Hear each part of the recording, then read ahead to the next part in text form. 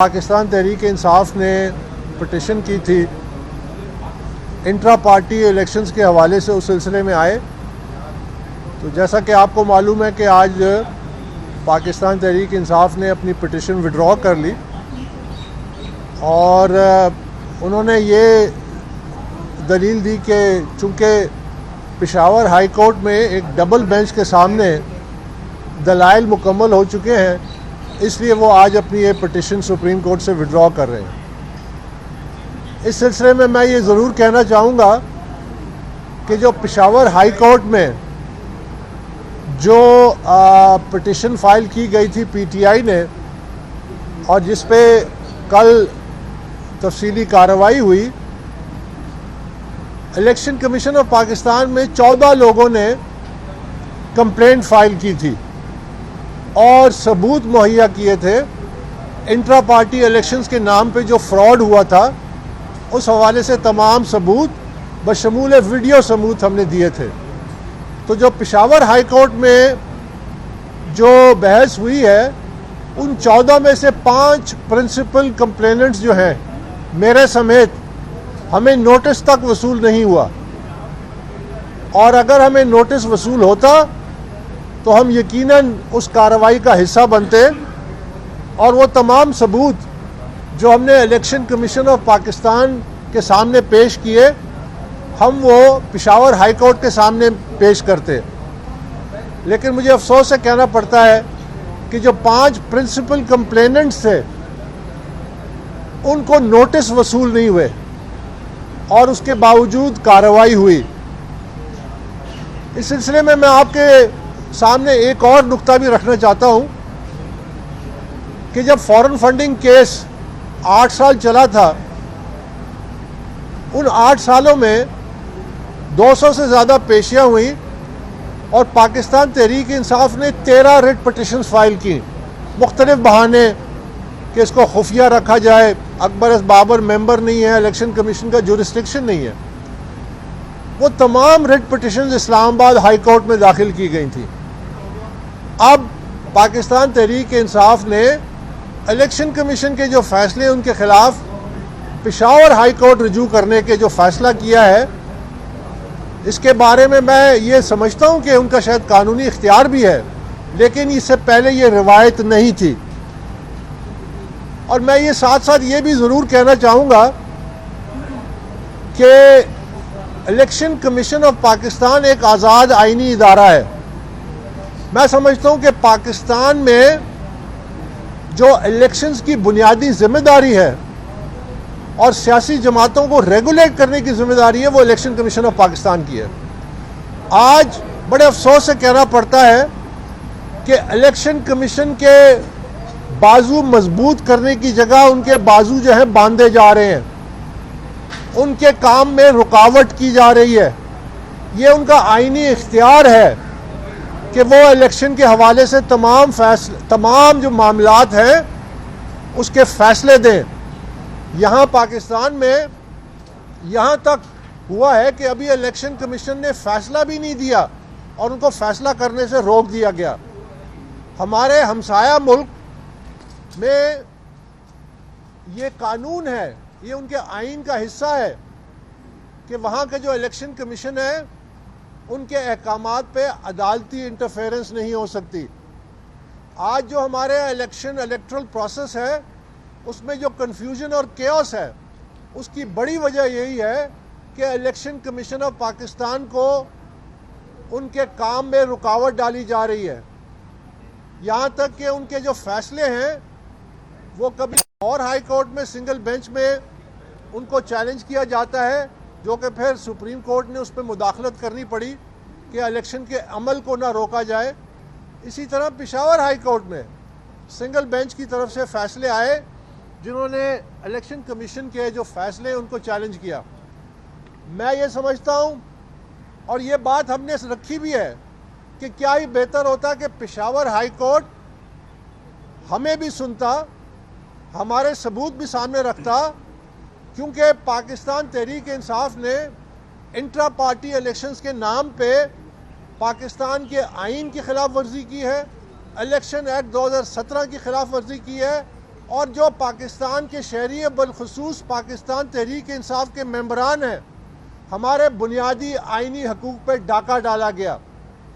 और अगर हम ये तमाम सबूत जिसकी बुनियाद पे इलेक्शन कमीशन ने 22 दिसंबर को फैसला किया, क्या ही बेहतर होता कि पेशावर हाई कोर्ट भी हमारे वो तमाम दलाइल, तमाम सबूत अपने सामने रखता फैसला सादर करने से पहले। क्योंकि पाकिस्तान में जो जमातें जो जमहूरियत की अलमबरदार बनती हैं, जो कहती हैं कि जब हम डेमोक्रेसी और रूल ऑफ लॉ की बात करते हैं, वो जमातें अपने अंदर जमहूरियत बर्दाश्त करने से कासिर हैं।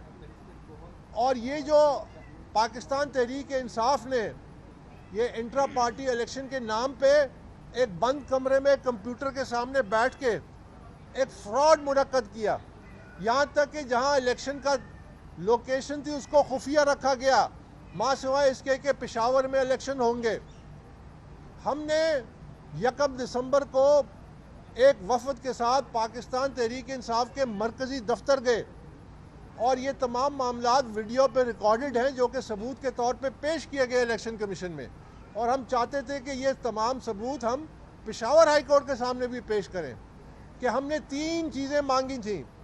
हमने कहा था कि हमें कागजात नामजदगी दिए जाए, हमें इलेक्शन के तमाम जो रूल्स रेगुलेशंस है वो दिए जाएँ, और हमें वोटर लिस्ट दी जाए। तो पाकिस्तान तहरीक इंसाफ के मरकज़ी दफ्तर में जो उनके नुमाइंदे थे, उन्होंने कहा कि जी ये तमाम चीज़ें मौजूद ही नहीं हैं, ये महज एक कागजी कार्रवाई है, ये महज इलेक्शन कमीशन के ऑर्डर जो उन्होंने 23 नवंबर को किया था कि आप 20 दिनों में दोबारा इंट्रा पार्टी इलेक्शंस कराएं, ये सिर्फ उसके पूरा करने के लिए कागजी कार्रवाई हो रही है। तो मैं समझता हूँ कि जो सबसे अहम बात है, एक तो कानूनी नुकात है कि इलेक्शन कमीशन ऑफ पाकिस्तान का ये आईनी इख्तियार है कि वो सियासी जमातों को रेगुलेट करे। इलेक्शन कमीशन ऑफ पाकिस्तान का ये आईनी इख्तियार है कि वो इंट्रा पार्टी इलेक्शंस के जो तरीक़ाकार है उसका जायज़ा लें कि क्या वो उस जमात के अपने आइन के मुताबिक है, क्या वो पाकिस्तान के आइन के मुताबिक है, क्या वो इलेक्शन एक्ट 2017 के मुताबिक है। इसी तरह फंडिंग के जो मामलात हैं उन पर मुकम्मल इख्तियार है इलेक्शन कमीशन ऑफ पाकिस्तान का। लेकिन मुझे बड़े अफसोस से कहना पड़ता है कि ये जो ताज़ा तरीन ग्रुप है जिसने पाकिस्तान तहरीक इंसाफ पे कब्ज़ा किया हुआ है, ये चंद वकला का ग्रुप जिन्होंने टिकटें बांटनी शुरू कर दी हैं, और कल पाकिस्तान तहरीक इंसाफ के मरकज़ी दफ्तर के बाहर वर्करों का एहतजाज भी शुरू हो गया है, जिसकी मैं निशानदेही पहले से कर रहा था। मैं कह रहा था कि ये वर्करों के हकूक़ पर डाका डाला जा रहा है। ये आईनी हक इलेक्शन कमीशन से नहीं लिया जा सकता।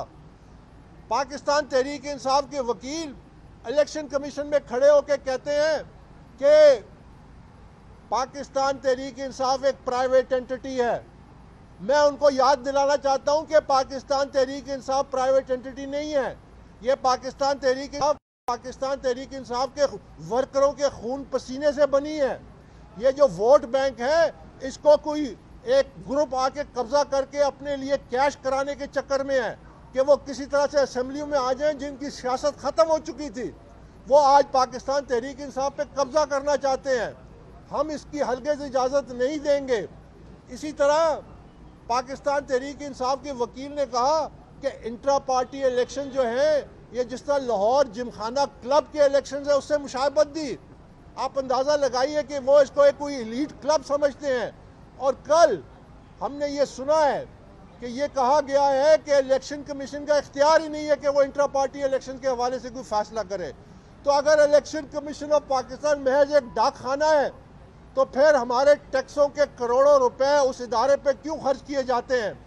अगर उसके पास कोई इख्तियार ही नहीं है, अगर पाकिस्तान तहरीक इंसाफ के ये वकला समझते हैं कि ये सियासी जमात जो है ये उनकी बादशाहत है, उस पर वो मनोवन उसके हुक्मरान हैं, वो जो फैसला करें उसके हक बजाने में है, तो ये नहीं होगा। ये किसी आईनी रियासत में नहीं हो सकता। ये जहाँ पे आप दावा करते हैं कि जमहूरियत है, ये वहाँ नहीं हो सकता कि आप बिल्कुल मुतलक़ एक बादशाह बन जाएं और जो चाहें वो फैसला करें। अगर यही करना है तो फिर इलेक्शन कमीशन की क्या ज़रूरत है? हमें कोई एक डाक खाने की ज़रूरत नहीं है जो टैक्स पेयर्स के करोड़ों रुपए पे है। फिर इलेक्शन कमीशन पे ताला लगा दे। मैं ये बात इसलिए कहता हूं कि इलेक्शन कमीशन के ये आईनी इख्तियारात हैं, हमें इन आईनी इख्तियारात को मजबूत करना चाहिए, हमें उनके हाथ मजबूत करने चाहिए।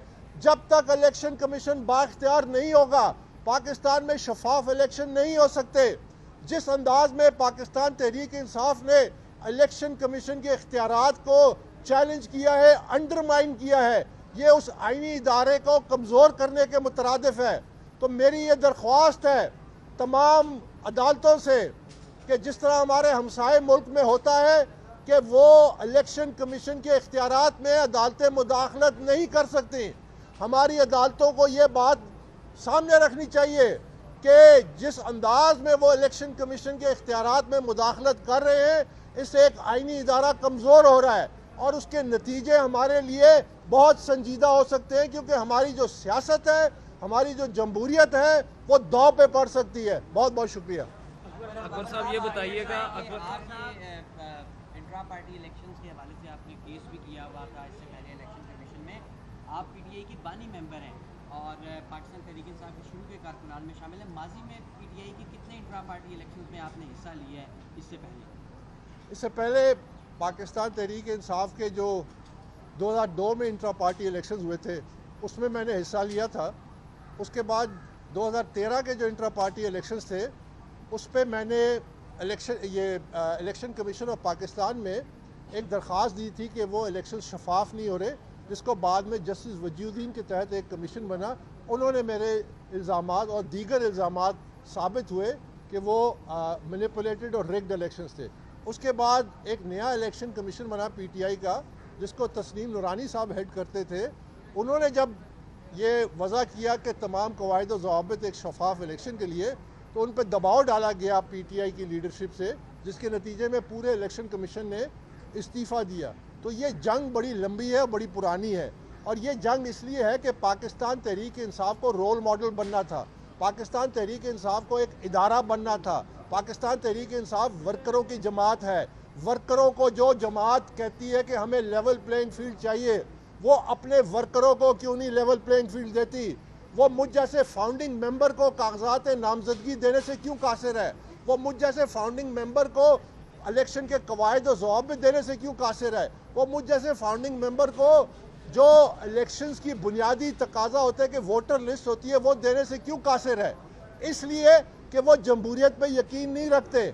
और यही वो जंग है कि हमने सियासी जमातों को जमहूरियत के ये पिलर बनाना है, फाउंडेशंस हैं जिसके ऊपर जमहूरियत की इमारत बनती है। हमारे यहाँ वर्करों को सिर्फ इक़्तिदार के लिए इस्तेमाल किया जाता है, सियासी जमातें सिर्फ एक सीढ़ी है इक़्तिदार के लिए। हमने ये मामला ख़त्म करना है अगर हमारी जमहूरियत ने फ़ाल होना है। अकबर साहब ये बताइएगा, अकबर साहब पेशावर हाई कोर्ट ने आपको नोटिस नहीं दिया है, तो एक तो ये है कि आपको खुद वहाँ जाकर पार्टी बनना चाहिए था, और दूसरा ये है कि अगर पेशावर हाई कोर्ट बल्ले का निशान वापस दे देती है तो क्या आप उस फैसले को सुप्रीम कोर्ट में चैलेंज करेंगे? देखिए अगर तो जहाँ तक पेशावर हाई कोर्ट का ताल्लुक है, फॉरेन फंडिंग केस में मैंने 200 से ज़्यादा पेशियाँ अटेंड की। हर पेशी से पहले इलेक्शन कमीशन की तरफ से मुझे तहरीरी नोटिस आता था और उसकी वसूली होती थी। 13 रेट पटिशन पीटीआई ने फाइल की इस्लामाबाद हाई कोर्ट में। हर पटिशन से हाजिरी से पहले हमें नोटिस आता था। अब आप समझते हैं कि अदालतें जो हैं वो मीडिया के ज़रिए नोटिस सर्व करेंगी? तकरीबन 2 हफ्ते का टाइम था पेशावर हाई कोर्ट के पास कि वो तमाम प्रिंसिपल रिस्पोंडेंट्स जो हैं, हम वो लोग हैं 5 लोग जिन्होंने, जिसकी बुनियाद पे इलेक्शन कमीशन ने ये फैसला दिया था कि ये नाक़िस इलेक्शंस है और इसको मुस्तरद किया था, तो हम तक रसाई नहीं हो सकती थी। हमें क्या हम मीडिया के ज़रिए अब नोटिस के ऊपर हर अदालतों में जाया करेंगे? तो ये उनकी जिम्मेदारी थी कि वो इंश्योर करते। आज भी मैं कहता हूँ कि आज भी हमें अगर नोटिस मिले, हम में से एक जो हैं, जो स्वाबी के जनरल सेक्रेटरी थे पीटीआई के, यूसुफ अली, सिर्फ उनको नोटिस मिला, वो पेश हो गए अदालत में। हमें नोटिस मिला ही नहीं और हमारे बगैर ये तमाम कार्रवाई हुई, तो इस पर सवालिया निशान तो उठेगा। अच्छा सर, मेरा सवाल ये है, आपने जी यकीनन अगर तो ये फैसला जो कि मैंने आपके सामने बयान कर दिया, उस हवाले से जो भी फैसला आता है उसको हम जायज़ा लेंगे, लेकिन इसमें कोई शक नहीं है कि जो इलेक्शन कमीशन का फैसला है उसके दिफा के लिए अगर हमें सुप्रीम कोर्ट जाना पड़ा तो हम जाएंगे। अच्छा सर, मेरा सवाल ये है कि आपने जमहूरियत की बात की, अच्छी बात है, आप जमहूरियत पसंद है। आपने पड़ोसी देश के इलेक्शन कमीशन की बात की, बिल्कुल अच्छी बात है कि उन्हें बाख्तियार होना चाहिए।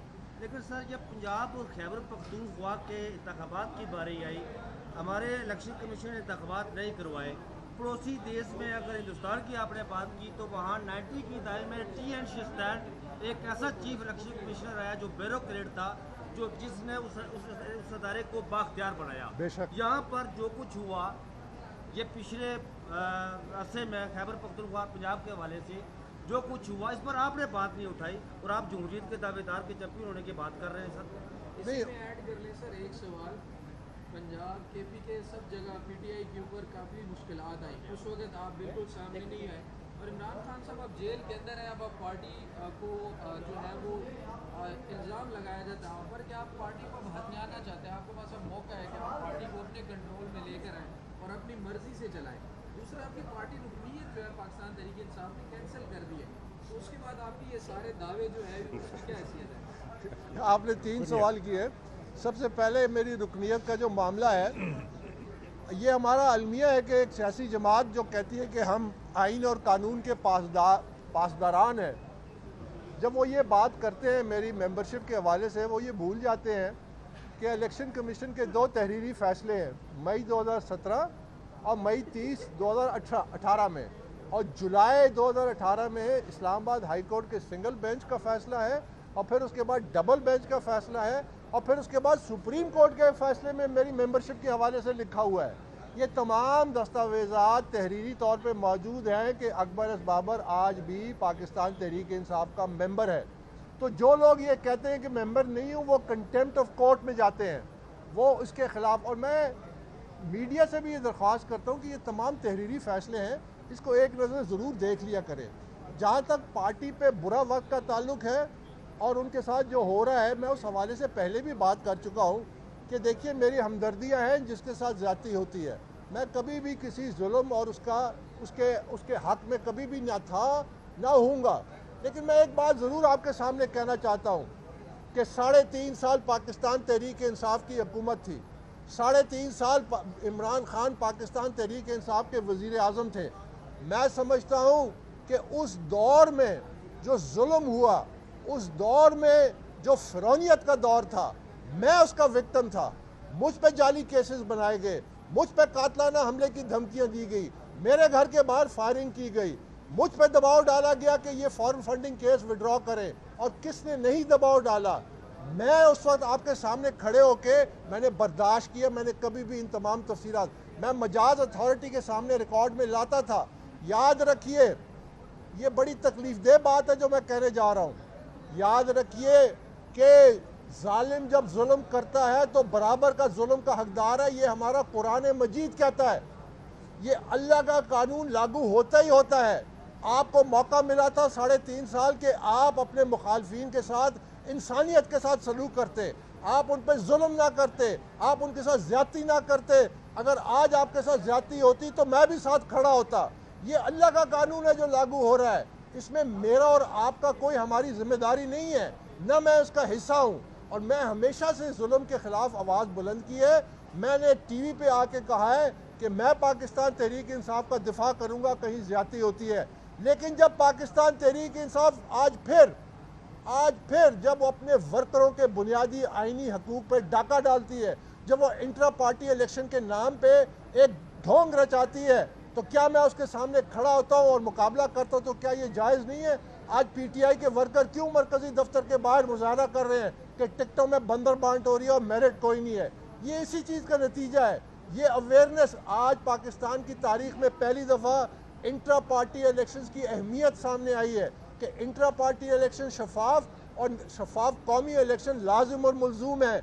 अगर एक शफाफ नहीं है तो दूसरे बेईमानी हो जाते हैं। आप 10 इलेक्शन करा लें, ये रिसाइकलिंग ऑफ पॉलिटिकल वेस्ट है, ये हमारे मसाइल का हल नहीं है।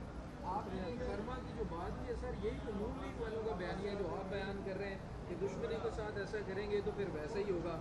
ये कुरान मजीद जांच करने वालों की डिटेल सामने आई है, वो सारे ANP के वर्कर थे जो 3-4 महीने पहले PTI में शामिल हुए।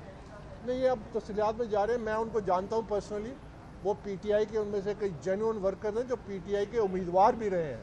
तो ये बात मुनासिब नहीं है। और जहाँ तक मैंने उस हवाले से बात करनी थी वो कर दी कि देखिए, आपने पहल करनी है इंसानियत की, आपने पहल करनी है कि आप फेयर हैं। यही तो बुनियादी तकाजा है कि सियासी जमात पार्टी पीटीआई को एक रोल मॉडल बनना था। हम अगर रोल मॉडल बन जाते तो ये रिवायत ख़त्म हो जाती है सियासी मुखालफिन पे जो ज़्यादती होती है, वो नहीं बन सके। और यही तो वो जंग है कि हमने वो असूल ख़ुद अपनाने हैं। इससे पहले कि हम बाहर जब मुतालबा करते हैं, आज पीटीआई वाले कहते हैं हमें लेवल प्लेइंग फील्ड चाहिए। आप अपने वर्करों को क्यों नहीं लेवल प्लेइंग फील्ड देते? आप उनके बुनियादी आईनी हकूक़ का क्यों नहीं तहफ़्फ़ुज़ करते? तो फिर आपका वो जो मॉरल ग्राउंड है आप लूज़ कर जाते हैं। कल ये जब मैं आपको पेशेंगोई करता हूँ कि इलेक्शन जब फरवरी 8 को होंगे, उसके बाद पाकिस्तान तहरीक इंसाफ जो है वो सड़कों पे होगी, कहेगा हमारे साथ जुल्म हुआ। ये आपको मैं आज बता देता हूँ, क्योंकि ये चाहते हैं कि पाकिस्तान की जो चाबी है ये इनके हवाले की जाए। ये इनकी मर्ज़ी से पाकिस्तान इनके हवाले नहीं किया जाएगा। इनकी जो सियासत है इंतशार की और तशद्दुद की, ये पाकिस्तान के लिए टॉक्सिक है। ये पाकिस्तान को इसको नुकसान पहुंचाया है, मज़ीद पहुंचाएगा। इनको सोचना चाहिए कि ये जो सियासत है, ये जिस ढंग पे चल पड़े हैं, इस पे दोबारा सोचने की ज़रूरत है कि ये नेशन बिल्डिंग की सियासत नहीं है, ये नेशन को खलफशार और इंतशार में डालने की सियासत है, जो किसी सूरत बर्दाश्त नहीं करनी चाहिए। याद रखिए कि रिट ऑफ द स्टेट, जब रिट ऑफ द स्टेट जिस मुल्क में ना हो, क्या अमेरिका में मार्शल लॉ लगा हुआ है कि जब कैपिटल हिल पे हमला किया तो 2000 लोगों को एक एक को ढूंढ ढूंढ के 10 साल 15 साल 22 साल कैद दी जा रही है। आज लोग कहते हैं कि जी माफ़ कर दें। आज कुछ तजिया निगार है वो कहते हैं जी माफ़ कर दें। क्या ये कोई ज़ाती फेल था किसी और शख्स के खिलाफ या स्टेट के खिलाफ था? जब तक कोई स्टेट अपनी रेट ऑफ द स्टेट कायम नहीं करती, वो स्टेट की ना मईशत चल सकती है, ना गवर्नेंस चल सकती है, ना अमन अमान आ सकता है। आपका निज़ाम ज़िंदगी इसी तरह रहेगा इंतशार का शिकार जो आज है। बहुत शुक्रिया। YouTube पर गूगली न्यूज देखने के लिए youtube.com की सर्च बार में गूगली न्यूज टीवी टाइप करें। गूगली न्यूज के पेज पर सुर्ख रंग के सब्सक्रिप्शन वाले बटन पर क्लिक करना ना भूलिए। YouTube पेज पर अपलोड होने वाली वीडियोस से बाखबर रहने के लिए बेल आइकन पर क्लिक कीजिए। आपको हर नई वीडियो के बारे में नोटिफिकेशन मौसूल हो जाएगा।